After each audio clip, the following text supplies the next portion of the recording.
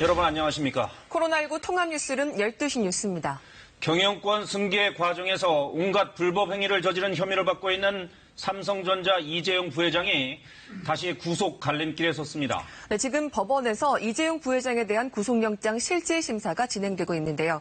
먼저 서울중앙지법을 연결해 보겠습니다. 박진수 기자, 구속영장 심사가 오늘 오전부터 진행되고 있죠. 어떻게 진행되고 있습니까?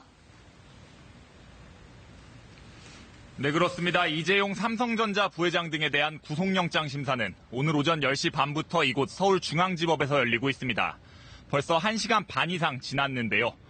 검찰이 방대한 양의 수사 자료를 바탕으로 150쪽에 달하는 영장 청구서를 제출한 만큼 신문에 적지 않은 시간이 필요할 것으로 보입니다. 앞서 이 부회장은 오전 10시쯤 법원에 도착했습니다. 마스크를 착용하고 다소 긴장한 듯 굳은 표정이었는데요. 불법 합병을 지시하거나 보고받은 적이 있는지, 3년 만에 영장 심사를 받게 된 심경이 어떤지 등을 묻는 취재진의 질문에 아무런 답을 하지 않았습니다. 불법적인 합병 의혹과 관련해서 보고받거나 지시하신 적 정말 없으십니까? 직원들 수사에서 지시 있었던 정황이 있는데 여전히 부인하시나요? 이 부회장과 함께 구속영장 심사를 받는 최지성 전 삼성 미래전략실장, 김종중 전 미래전략실 전략팀장도 역시 취재진의 질문에 묵묵부답으로 일관했습니다. 예, 이 부회장이 상당히 굳은 표정으로 들어가는군요. 자, 그동안 검찰이 1년 반 넘게 삼성 승계 의혹에 대해서 수사를 해왔는데 이 부회장이 구체적으로 어떤 혐의를 받고 있는 건지 그것도 좀 정리해보죠. 네, 검찰은 삼성이 이 부회장의 경영권 승계를 위해 자본시장을 교란하는 갖가지 부정행위를 저질렀다고 보고 있습니다.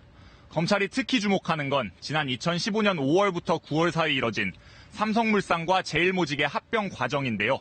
양 회사 이사회 의결과 주주총회 등을 거쳐 합병이 이뤄지는 단계마다 인위적이고 의도적인 시세 조종 등 불법 행위가 이뤄졌다는 게 검찰의 판단입니다.